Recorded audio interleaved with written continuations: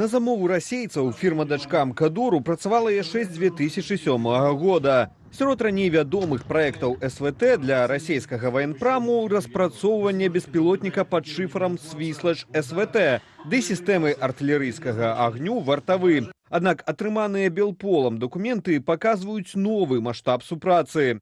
Гэтак, згодна дакладу групы 1281 вайсковага прадстаўніцтва Міністэрства абароны РФ, у рамках дзяржаўнай абароннай замовы 2023 года прадпрыемства ажыццяўляла рамонт і абслугоўванне прыбораў, якія выкарыстоўваюцца для кантролю расходу паліва ў вайсковай тэхніцы. Таксама СВТ займалася рамонтам апаратуры для сістэмаў кіравання стацыянарнымі ракетнымі комплексамі П-135 і П-118, якія ўключаюць міжкантынентальныя балістычныя ракеты, здатныя несці ядравы набой. Заангажаванасць беларускіх прадпрыемстваў у забеспячэнне расійскага ВПК неаднаразова прызнаваў і сам Лукашенко, нават знаходзячы ў гэткай супрацы нагоду для гонару і магчымасць прыгразіць Захаду. Войну – это прежде всего военный комплекс, военно-промышленный комплекс.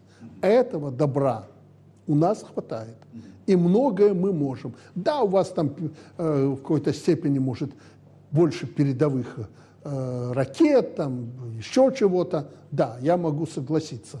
Но то, что есть у нас, достаточно для ведения современной войны в Украине, это точно. Агулам, паводле ацэнак Белполу, на расійскі ВПК працуе штонайменей 287 беларускіх дзяржаўных прадпрыемстваў, мноства з якіх раней выпускалі прадукцыю цывільнага прызначэння. Але забяспечваць акупацыйнае расійскае войска аказалася фінансава выгаднейшым. Шмат хто з іх уключаны ў еўрапейскія і амерыканскія санкцыйныя спісы. Александр Баразенко, Белсат. І в нашій студії знаходиться один з авторів даденого розслідування Владимир Жигар, представник організації Белпол. Вітаємо вас, пане Владимир. Добрий вечір. Так, ну і я так розумію, з того розслідування, що побачив, гэтае дадзенае вы знайшлі па СВТ за 2023 год. Але вот публікацыя гэтага расследавання супала вот з этой няўдачай па размарозцы з боку Менска адносінаў з Захадам, і у тым ліку з США. Ну і ёсць гэтае апасенне, што эта супраца павялічыцца. Вось, калі б так вот параўноўваць за апошні год, вот за апошнія 2 гады, як эта дынаміка развіваецца, так, можа не пагынанне, але праца менавіта, так, колькасць расце гэтых прадпрыемстваў, якія працуюць на вайну, ці падае? Количество предприятий, конечно же, растет. И вот в данном материале, который мы публиковали, аналитический материал, ну, можно сказать, что белорусские предприятия занимаются производством, установкой, наладкой, там, сервисным обслуживанием частей управления межконтинентальными баллистическими ракетами.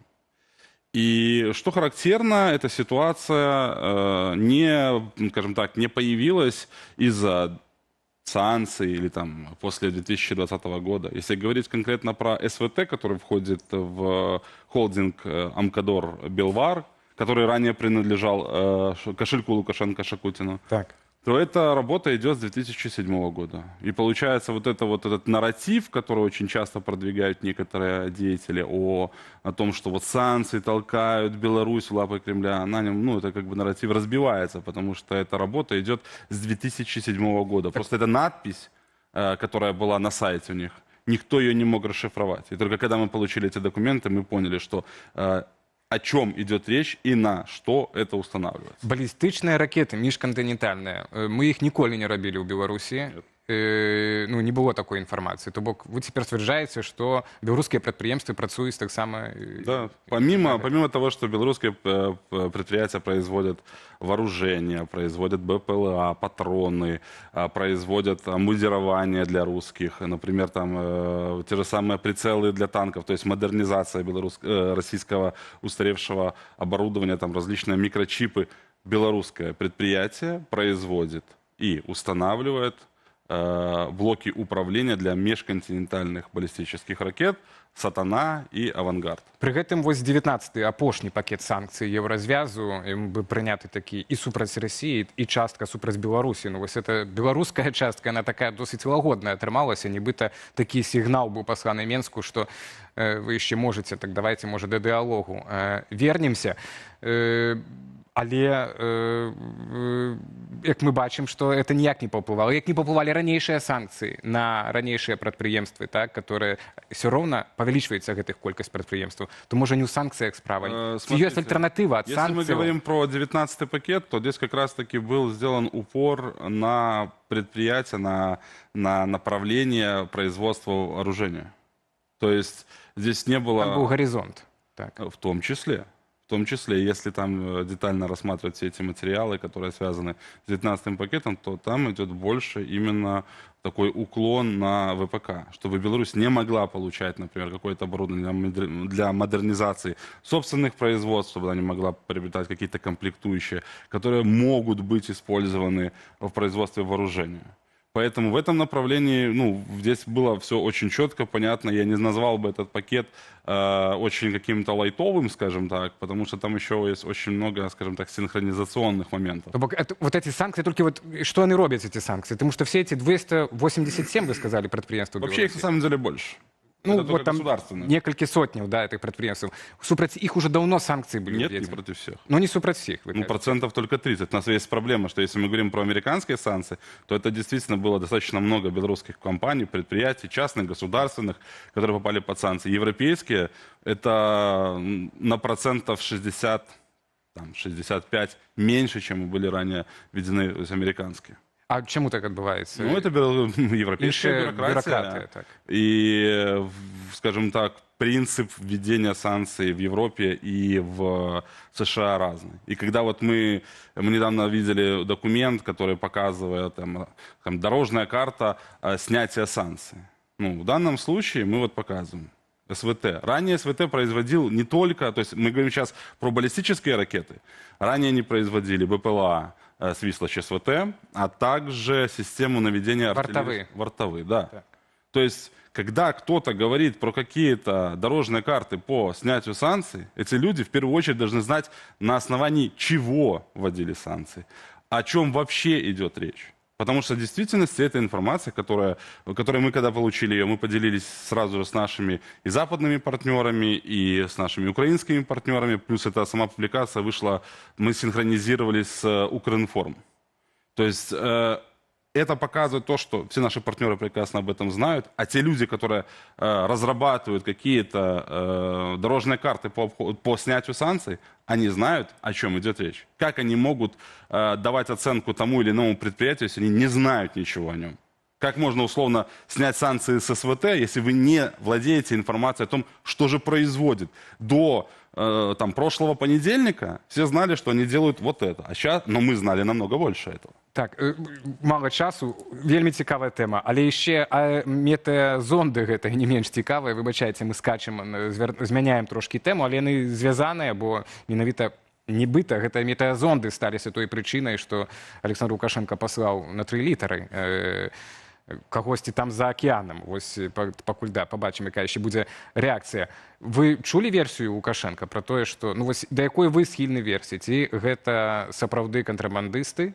Так, ці гэта беларускія ўлады не перашкаджаюць просто этим контрабандистам, ці сапраўды расійскі след? Когда мы говорим про вот такие подконтрольные, да, то есть контрабандные поставки, то есть какие-то массовые, да, системные, то, безусловно, здесь режим Лукашенко, либо люди, находящиеся там в окружении Лукашенко, к этому имеют отношение. Поэтому здесь это не просто какие-то там, условно, абсолютно никому неизвестные контрабандисты, это огромное количество сигарет.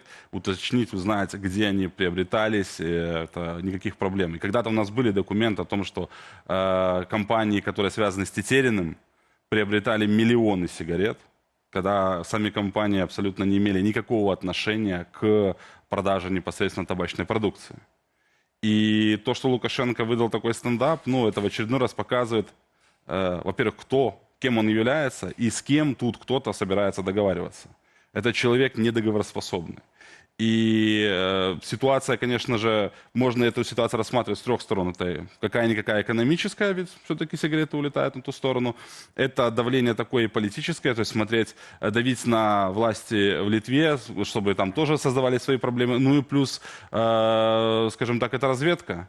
Зачем запускать дорогостоящие БПЛА на территории Польши, условно, там, Литвы, если можно запускать дешевые шарики и смотреть, как реагируют специальные службы, СМИ, политики, где находятся системы РЭБ, где находятся системы ПВО. Эта информация вся анализируется, и, безусловно, в последующем она может пригодиться для для какой-то войны, например, в будущем, о которой мы говорили, о которой говорят и разведки Германии, Эстонии, говорит премьер-министр Польши. НАТО, так.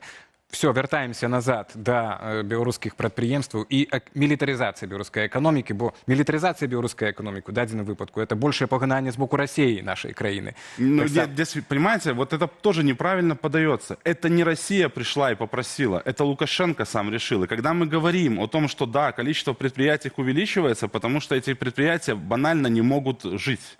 Их предприятие условное, там, Гомельсельмаш, не может ничего продать в Россию. И поэтому они приходят в министерство и говорят, мы готовы брать военные заказы. То же самое БелАЗ, то же самое, там, условно, а у вас есть такие дадзеныя, что это менавіта их инициатива? Мы это еще показывали в расследовании «Оружейный барон» в мае 2024 года, что все производство в Беларуси, это, то есть оружие имеется в виду, в рамках выполнения гособоронзаказа, это инициатива в первую очередь Минска.